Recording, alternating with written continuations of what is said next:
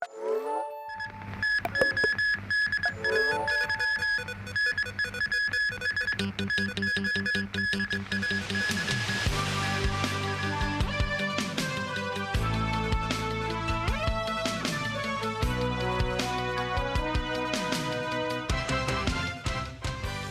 迎收睇晚間新聞，我係陳嘉欣。今日嘅主要新聞包括：黃福苑大火聽證會，委員會代表大律師話，政府嘅監管機制同市民嘅期望落差大，應該負上一定嘅責任。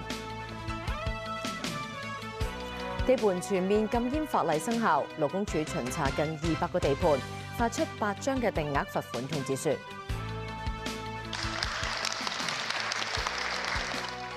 習近平話要高度重視人工智能引發嘅風險，確保由人類控制。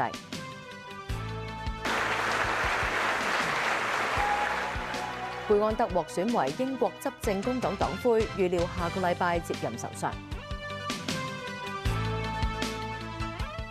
詳細嘅新聞內容。大埔宏福苑火災獨立委員會最後一場聽證會，委員會代表大律師總結陳詞，話政府嘅監管機制同市民嘅期望落差大，應該負上一定嘅責任。書面陳詞同第一次公開一批相，還原起火嘅過程。